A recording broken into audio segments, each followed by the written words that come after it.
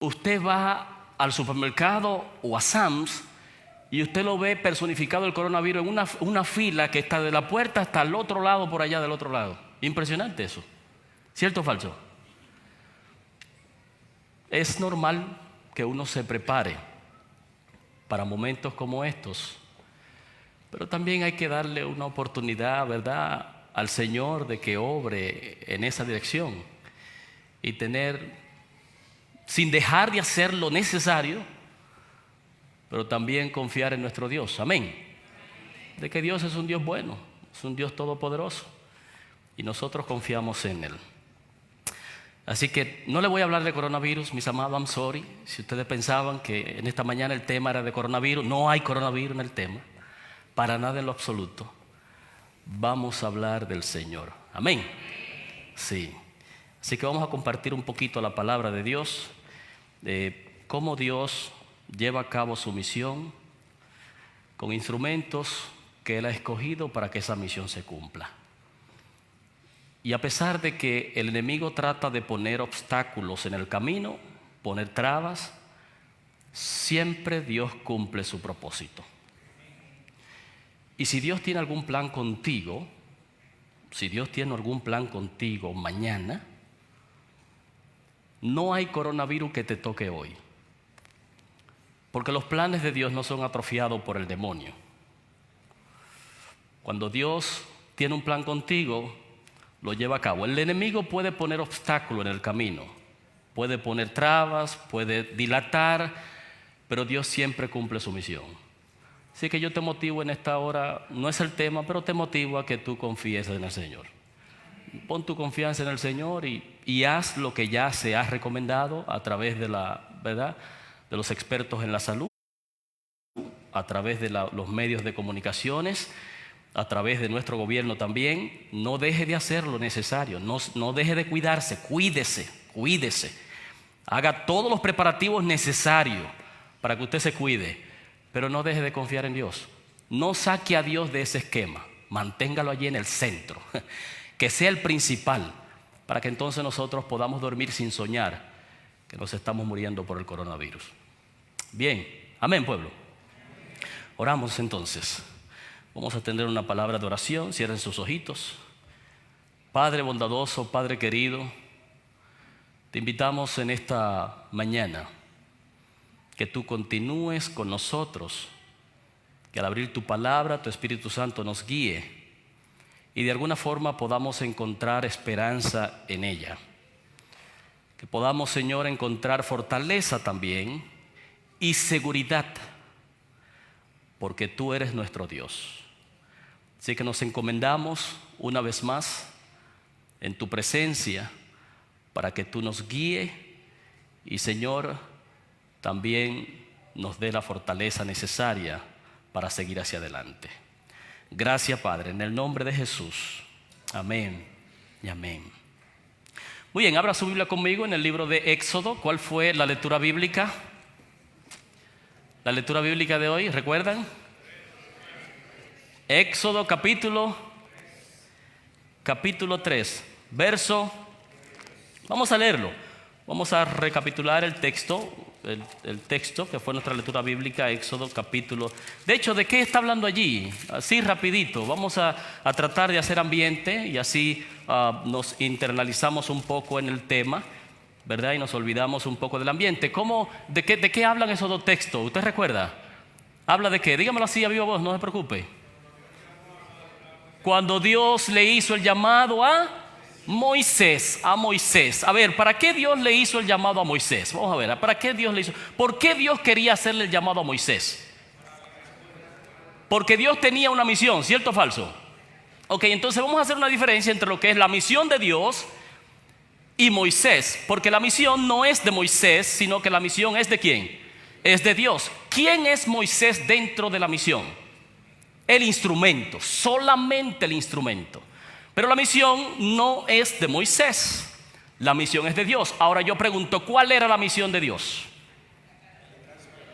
Sacar al pueblo, ¿qué más? Solamente sacar al pueblo. Ok, muy bien, sacar al pueblo de la esclavitud, vamos bien. Pero ¿qué más? Un momento de restauración en el proceso del desierto, ¿verdad? Desintoxicar al pueblo de todo lo que aprendió en Egipto.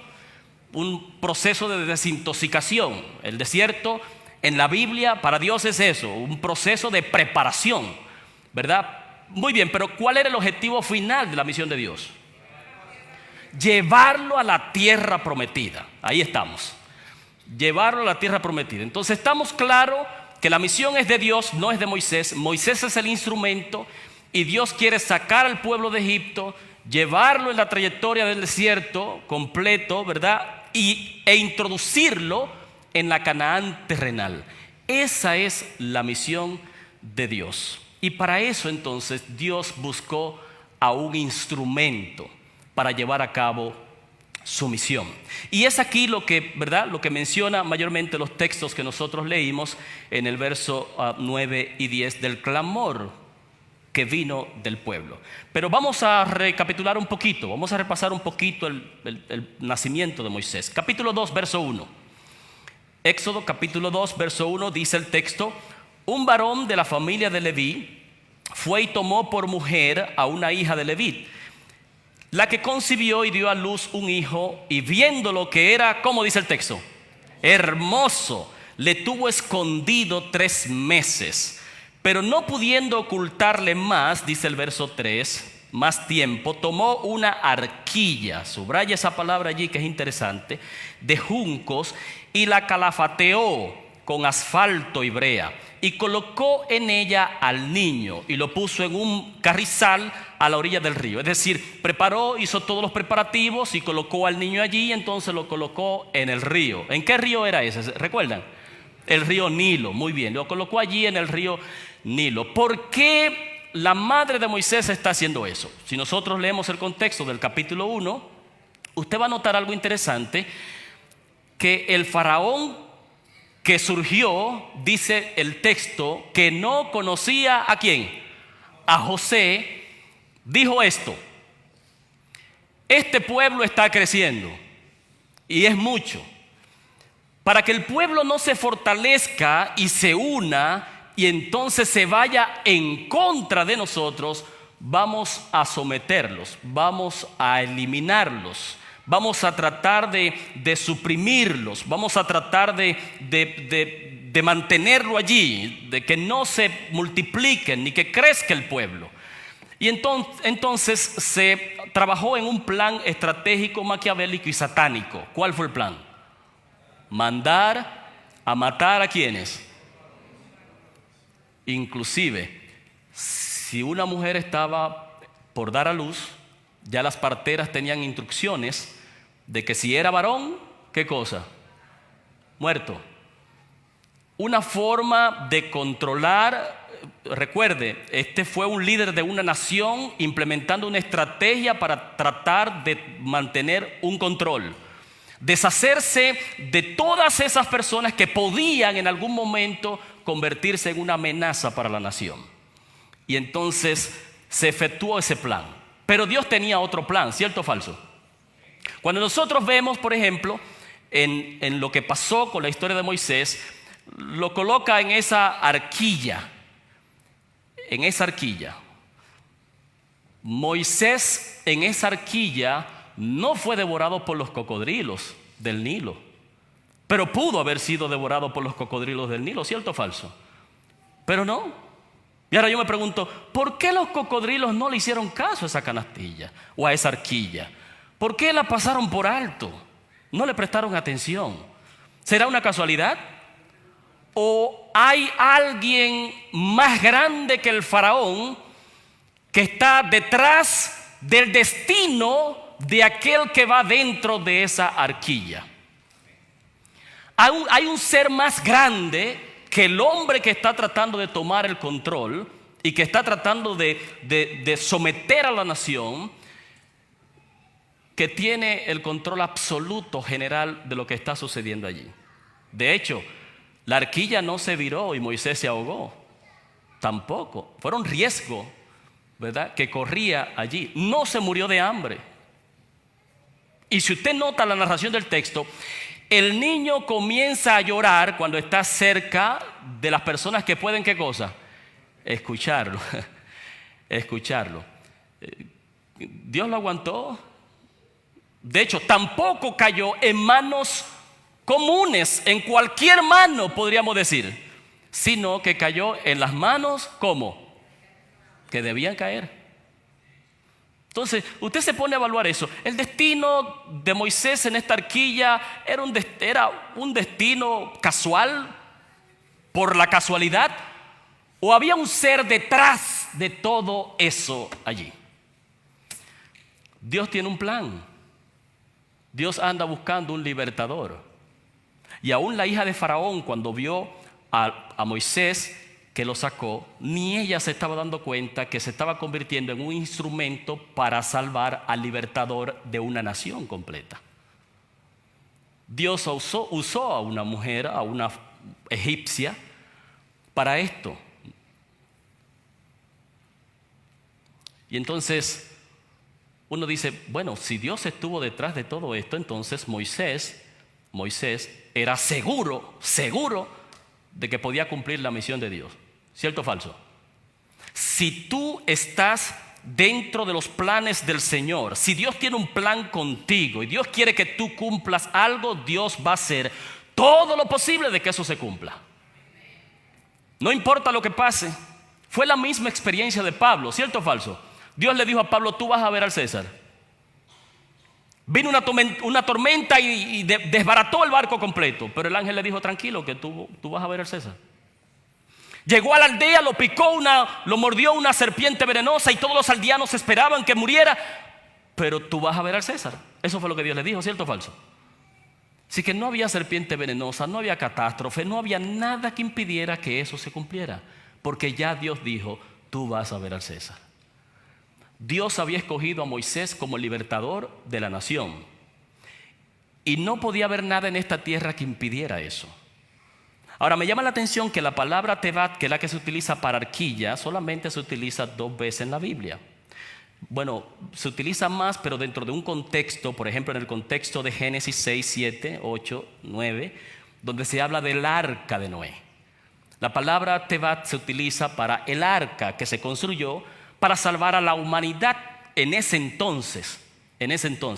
Pero llama la atención que cuando Noé construyó el arca, la construyó porque Dios tenía la intención de salvar a la humanidad, ¿cierto o falso? Sí. Y se construyó el arca y allí se salvó la humanidad. El arca era la salvación de la humanidad. Pero ahora en esta arquilla, que es la misma palabra en hebreo, donde se construye, que se coloca Moisés, está el libertador de un pueblo completo.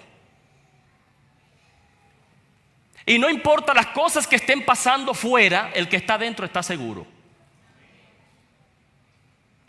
Todo el que estaba en el arca estaba seguro, aunque había un diluvio terrible afuera.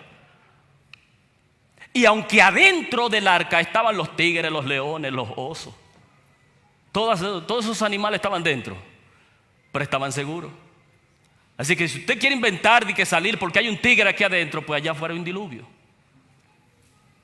Todo el que está dentro está salvo. Mientras Moisés estaba en la canasta, en la arquilla, está salvo porque esa arquilla la está dirigiendo el Dios del cielo. Y no importa si los cocodrilos están allí, los caimanes en el Nilo, si la corriente fuerte, no importa lo que sea, esa arquilla iba a llegar al destino donde Dios quería que llegara. Porque Dios estaba dirigiendo todo. Así que esa misión que Dios tenía para con Moisés, a pesar de que tomó un tiempo para llevarla a cabo, Moisés, niño, creció, se desarrolló. Usted conoce la historia y los detalles, interesante. Pero llegó el momento, fíjese, a pesar del tiempo, la misión de Dios no varía.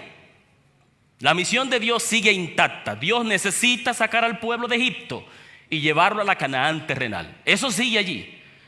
Pero hay un proceso de cambio en el líder. Porque el líder ahora ha sido instruido en todas las lenguas, todas las leyes, todas las costumbres egipcias. Y de hecho, aún aparenta y cree que es alguien. Pues tiene power. Tiene poder. Es como un príncipe dentro de la nación. De hecho, cuando estaba pequeño, dice Josefo, que la mamá quería que fuera el sucesor del faraón. Y le pusieron la corona y él agarró la corona y la lanzó. Y uno de los criados le dijo al faraón: eso es una muestra de que hay que ahora, porque cuando crezca. Pero yo le pregunto, aunque el faraón quisiese matar a Moisés en ese momento, ¿podía matarlo? ¿Por qué no podía matarlo? Estaba dentro del plan de Dios ese instrumento para liberar a la nación. Punto. Y eso no lo cambia nadie, mis amados. Nadie puede cambiar eso. Cuando yo leo historias como esas en la Biblia, donde hay hombres que se rinden a la merced de Dios y dejan que Dios se encargue de su obra y dejan que Dios obre, miren, yo me siento tranquilo y en paz. Pues yo digo: tranquilo, Señor, olvídate, tú hacia adelante. Eso trae paz. Eso trae paz. Pero entonces se desubica un poco. En el libro de Hechos, en la oración de Esteban, en el capítulo 7, esa es una oración largometraje. ¿Recuerdan? Cuando estaba Esteban arrodillado, comienza a orar, y en su oración él menciona una característica importante y unos eventos, unos procesos importantes que ocurrieron con Moisés. Porque yo le pregunto, ¿sabía Moisés que él era el libertador de la nación de Egipto? ¿Sabía Moisés eso? No lo sabía. Pero tenía celo por el pueblo, ¿sí o no? Le hervía lo que sucedía con el pueblo, el abuso del pueblo, la situación con el pueblo. Eso le quemaba por dentro. Y Moisés llegó en un momento a tratar de coger la obra en su mano. Y entonces él pensó que la liberación de la nación iba a ser por sus propias manos. Por eso usted nota que él va allí y ve a un egipcio abusando de un israelita y lo mata, lo defiende hasta matarlo. Y entonces luego lo esconde. ¿Cierto o falso? Lo esconde para que nadie se dé cuenta. ¿Quién lo vio? No. ¿Quién lo vio? Dígame la persona correcta. ¿Quién lo vio? Dios. Ese fue el que lo tiró al medio. No fue el otro. Dios pudo haber impedido eso, ¿cierto o falso? Sí. Si era la voluntad de Dios de que Moisés se quedara en Egipto y trabajar con Moisés desde Egipto, entonces Dios podía tirarle la toalla a Moisés, como nos la ha tirado a muchos de nosotros. ¿Usted sabía eso? A ver. ¿A cuánto Dios le ha tirado la toalla? ¿Puedo ver las manos? Ok, qué bueno que no estoy solo. Sí, porque a veces Dios no ha tirado la toalla conmigo. Mire, la Biblia dice: no hay justo ni aún. Así que yo sé que usted tiene su cosita por ahí guardada, así que Dios le ha tirado la toalla. Pero en el momento preciso que Dios permitió que eso sucediera, no fue para vergüenza de Moisés, sino porque Dios tenía el propósito de preparar a Moisés en el camino. En Egipto no podía. En Egipto él creía que él era alguien. Se creía con power. Mire lo que dice Hechos en la oración. Vamos a leer algunos textos de la oración de Esteban en el capítulo 7 del libro de Hechos. Vamos a leer desde el verso 21. Dice Hechos capítulo 7, verso 21. Dice el texto: pero siendo expuesto a la muerte, la hija de Faraón le recogió y le crió como a hijo suyo. Verso 22. Y fue enseñado a Moisés en toda la sabiduría de los egipcios, y era poderoso en sus palabras y obra. Cuando hubo cumplido la edad de 40 años, le vino al corazón el visitar a sus hermanos, los hijos de Israel. Y allí sucedió lo que usted conoce. En esa visita sucedió lo que usted conoce. ¿Cuántos años duró Moisés creyendo que él era alguien? 40 años, dice el texto. 40 años. Pero note lo interesante que esto lo relata Esteban en su oración. En el verso del mismo capítulo 7, en el verso 27 en adelante, relata parte de la historia de lo que sucedió. Dice entonces: el que maltrataba a su prójimo le rechazó diciendo: ¿quién te ha puesto por gobernante y juez sobre nosotros? ¿Quién eres tú? ¿Quieres matarme como mataste ayer al egipcio? Entonces, al oír estas palabras, verso 29, Moisés huyó y vivió como extranjero en tierra de Madián, donde engendró 2 hijos. Y pasados ¿cuántos años? ¿Cuántos años dice el texto? Entonces durante 40 años Moisés aprendió que no era ¿quién? Nadie. 40 años duró creyendo que era alguien y creyendo que por sus propias fuerzas podía cumplir la misión. Se olvidó de cómo Dios trabaja en esa dirección y abrazó él sus propios criterios para tratar de llevar a cabo y cumplir lo que él pensaba que era la misión de Dios.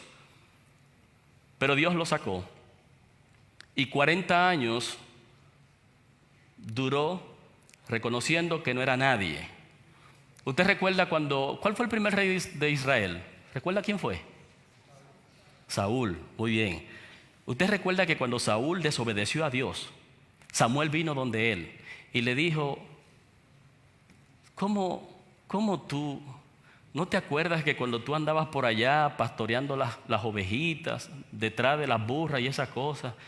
Samuel le está diciendo: cuando tú no eras nadie, Dios te colocó como rey. Cuando tú no eras nadie, Dios se acordó de ti. Cuando tú no eras nadie, Dios te dio power. ¿Cómo es posible que tú hayas usado eso y te hayas olvidado de mí? Y por eso fue rechazado. Entonces es el mismo ambiente que está sucediendo aquí. Moisés creyó que era alguien, pero ahora está en el desierto. Ahora está allí humildemente pastoreando ovejas. No era un trabajo considerado muy de la alta curnia en aquel tiempo. Era un oficio de allá abajo, mayormente. Y así estaba Moisés. Pero lo que me llama mucho la atención es que Moisés aprendió bastante lo que tenía que aprender antes de emprender la misión de liberar al pueblo de Israel de Egipto. Moisés aprendió a oler un poquito a oveja. Usted le pasaba por el lado a Moisés y lo olfateaba y era un olorcito a oveja chévere que tenía. Sí. Pero Moisés se paraba y agarraba las ovejitas perniquebradas y le curaba sus piernecitas. Si una ovejita iba corriendo por allá, Moisés iba a defender a su oveja. Moisés siempre tenía a sus ovejas en su redil y las acompañaba. Pasó todo el proceso de ver el crecimiento de las ovejitas desde que nacen hasta ya convertirse en ovejas adultas. Un proceso maravilloso. Cómo Dios trabaja de una forma tan impresionante preparando a personas a quienes Él quiere usar después. De hecho, yo aprendí algo interesante, porque si usted ve la historia de David, antes de David ser rey, ¿qué fue? Tuvo la fragancia. Entonces yo entendí de forma general que a Dios le gusta que usted tenga ese olorcito antes de usted tener algo, porque si usted no huele a eso, hay problema. Si no pasa por ese proceso, entonces allá arriba en el palacio Moisés no tenía ese privilegio todavía. Entonces Dios tuvo que sacarlo del palacio y meterlo al desierto para que se identifique. Usted va a notar que aquí nosotros acabamos de leer que en la oración de Esteban dice que Moisés era un hombre poderoso en palabras. Era un hombre hábil, un hombre inteligente. Pero cuando está ante la presencia de Dios, que Dios lo llama después de los 40 años en el desierto, Moisés le dice: yo no puedo ni siquiera hablar.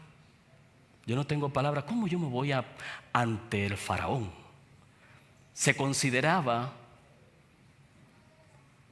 para estar ante el faraón y hablarle a su altura. Soy de pocas palabras, Moisés decía. Las excusas que estaba colocando allí, ¿no? Y Dios le dijo: tranquilo, no te preocupes, yo voy a poner a tu hermano Aarón que sea tu vocero. Tú cumples la misión. Y me llama mucho la atención porque algunos eruditos dicen, hablando de la forma cuando Dios llama a Moisés, que se va acercando cuando ve la zarza ardiente, una zarza que arde, pero no ¿qué cosa? No se consume. La zarza te puede arder, pero no consumirte. Eso suena bien. Los jóvenes hebreos en Daniel 3, ¿recuerdan? Estuvieron en el fuego, ¿sí o no? Pero el fuego, ¿qué cosa? ¿Por qué no lo consumió? Porque el fuego no quemaba. ¿Quién estaba en el fuego? Entonces hay cosas, eso indica que hay cosas que nosotros podemos pasar en esta vida, pero si Dios está con nosotros, las crisis y las situaciones no pueden consumirnos, mis amados. Pues nosotros confiamos en Dios, amén. Sí, y esa confianza no se debe perder en el camino. Entonces, dicen algunos eruditos que cuando Moisés se acerca, que Dios le dice, párate, detente, quita la sandalia de tus pies. Dicen normalmente que ese gesto de quitar la sandalia de los pies no es tanto equivalente al respeto de las personas hoy en día que cuando tienen los sombreros se la quitan para saludar a la gente como una forma de respeto, ¿no? Sino que más bien era una forma de humillación, una forma de sumisión, de someterse ante Dios, de aceptar lo que va a suceder de ahí en adelante. Y entonces recargaba uno de ellos, decía, no investigué mucho esa parte, pero me llamó la atención porque uno de ellos decía que normalmente los esclavos no andaban en sandalia, andaban descalzos. Pero Moisés estaba en el palacio, era un príncipe, andaba en sandalia, pero Dios le dijo, quítate la sandalia de los pies. Es decir, Moisés se consideró un siervo ante la presencia de Dios. Cuando Dios vio ese gesto de uno que fue príncipe, después de haber pasado 40 años en Egipto, aprendiendo todas las cosas buenas, beneficios, todos los placeres, y después de haber pasado 40 años en el desierto, Dios quiere saber si ya Moisés está preparado. Vamos a hacer el llamadito. Y cuando le hizo el llamado, pues Moisés humildemente se quitó la sandalia de los pies y fue ante Dios. Yo me imagino que Dios dijo, ya este gesto indica que Moisés está preparado. Y déjenme yo verificar cómo Dios quizá vio a Moisés. Ya Moisés lloró por la oveja que se le extravió. Ya Moisés curó la ovejita que se le dañó la piernecita.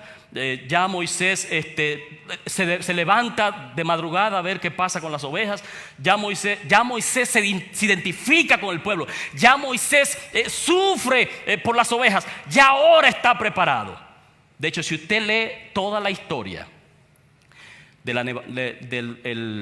la peregrinación del pueblo de Israel en el desierto y la dinámica con Dios, usted va a ver a Moisés siempre peleando con Dios en favor del pueblo. Tanto así que dijo, si tú no perdonas al pueblo en un momento específico, rae mi nombre del libro de la vida. Estaba tan dispuesto a perder su salvación y a que sea borrado su nombre del libro de la vida con tal de que Dios usara misericordia con el pueblo. Entonces yo le pregunto, ¿tenía Moisés amor por el pueblo, sí o no? ¿Le interesaba a Moisés llevar al pueblo a la Canaán terrenal? ¿Cierto o falso? Sí. ¿Pero de quién era la misión? Dijimos al principio. ¿Y quién era el instrumento? Moisés. Moisés era el instrumento. De modo que cuando uno entiende que la misión es de Dios y que el instrumento es Moisés, puede ser de que Dios diga, bueno, hasta aquí llegaste. O puede ser de que Dios diga, continúas hacia adelante. Dios es el que determina, ¿verdad?, eso en el camino. Y me entristecí un poco, ¿no?, cuando leí en Patriarcas y Profetas esa conversación que Moisés tuvo con Dios en el monte Nebo. Porque cuando usted lee, por ejemplo, en Deuteronomio, usted va a notar allí que Dios le dice a Moisés, sube al monte Nebo. Y mire qué duro habla, ¿no? Habla porque allí morirás. Imagínese usted Dios diciéndome a mí, sube al monte Nebo porque allí morirás. ¿Quería Moisés entrar a la Canaán terrenal? ¿Quería Moisés llevar al pueblo a la Canaán terrenal? ¿Cierto o falso? Pero Dios le dijo en Deuteronomio 32, verso del 48 hasta el 50 y algo, 52 precisamente, Dios conversó con Moisés y le dijo, tú no llegarás. Vas a subir al monte Nebo, yo te voy a enseñar de lejos la tierra, tú tendrás el privilegio de verla. Y no solamente Moisés vio la tierra desde el monte Nebo, sino que vio las divisiones, vio todo. Fue un ambiente impresionante. Pero ¿quería Moisés ver la tierra desde lejos? Quería entrar, ¿cierto o falso? Quería entrar. Pero no quería entrar solo, quería entrar con el pueblo.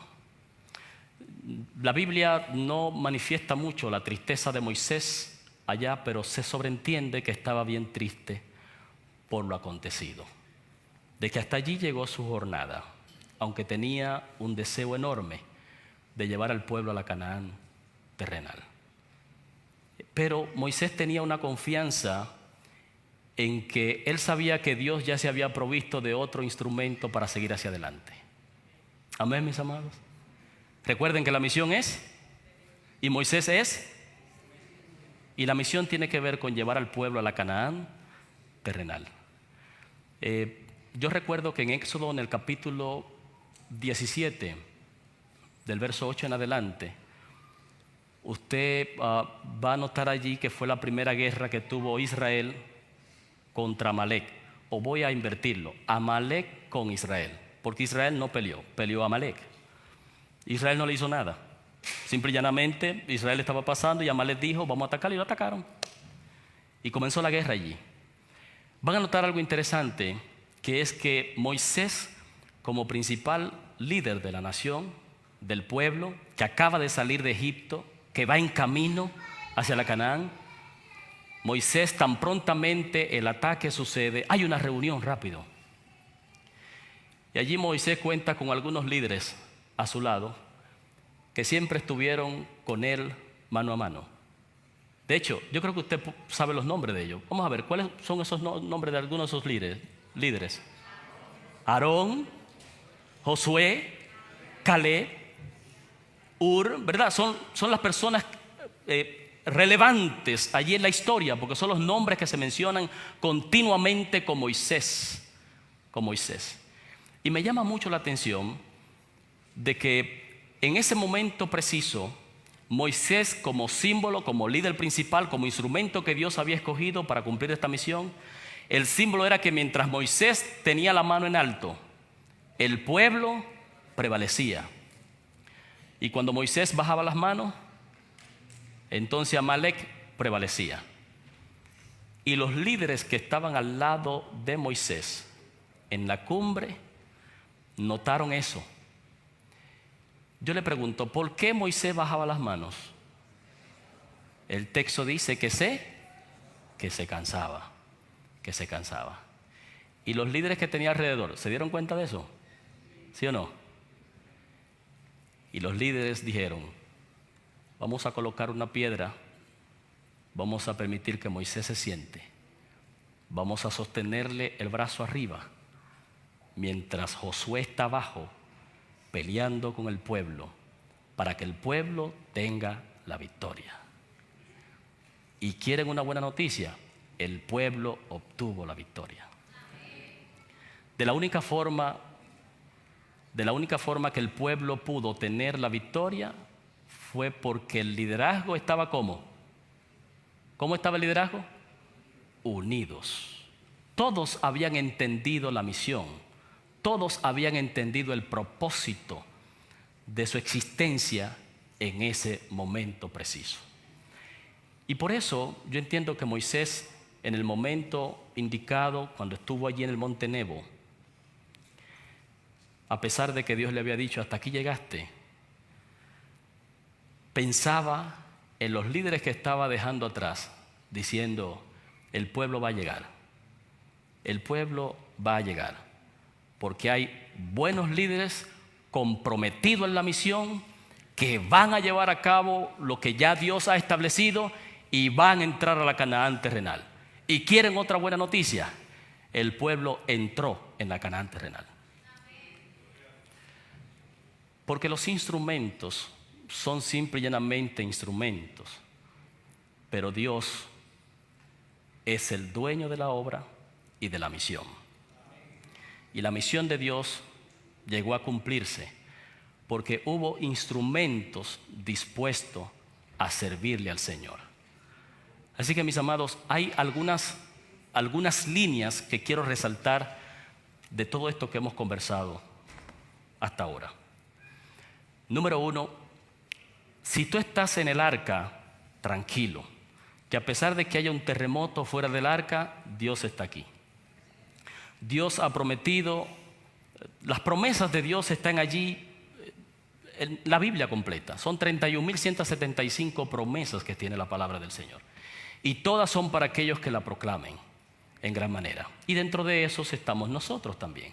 Así que si estás en el arca, confía que Dios está al control.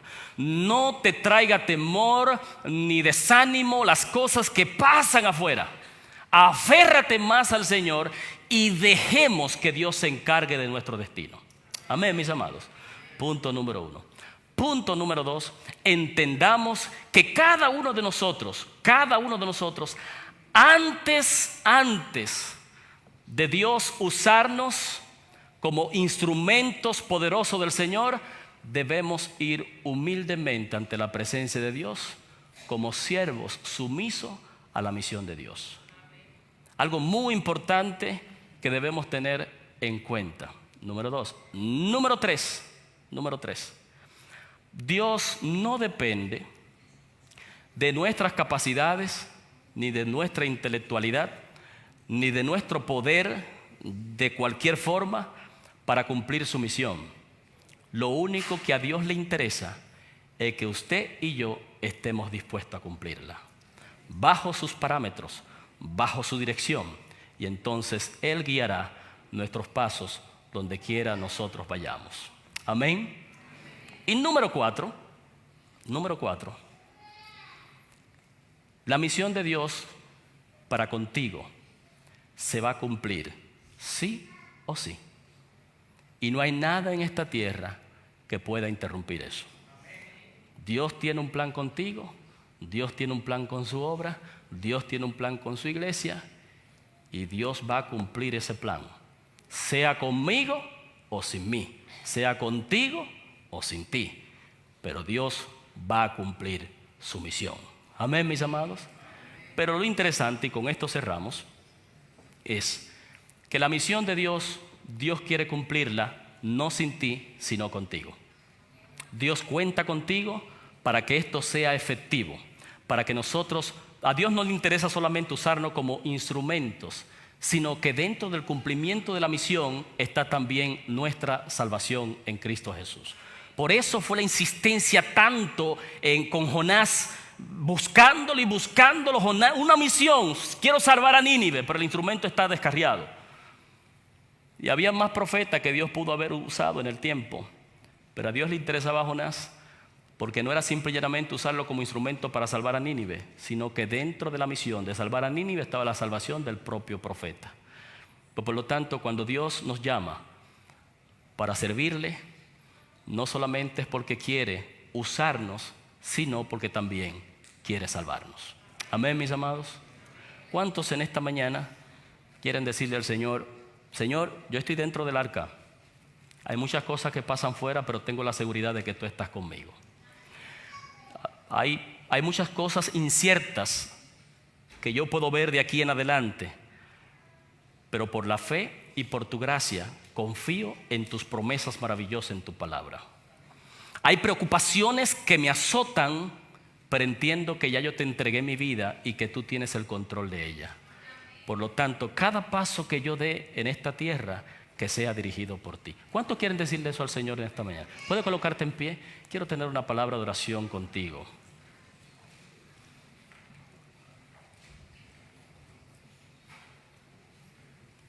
Oramos.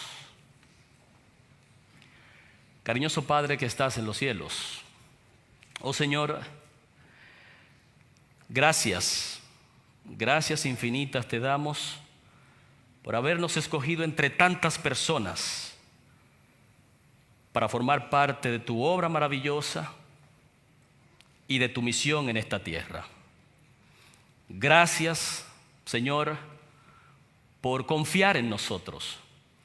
Gracias por darnos la responsabilidad de este pueblo maravilloso, o de algunos de departamentos, de personas, de organismos, a todos de forma en general. Gracias, Señor, por habernos dado el privilegio de ser parte de esta misión.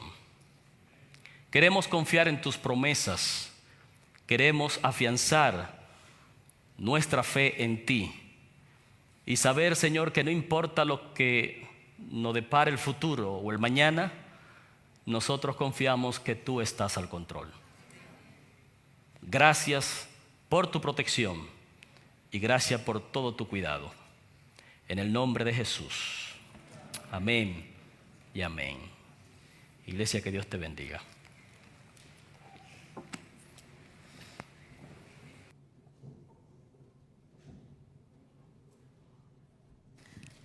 Ahora, para finalizar, cantaremos el himno 516. Himno 516, firmes y adelante. Favor ponerse en pie.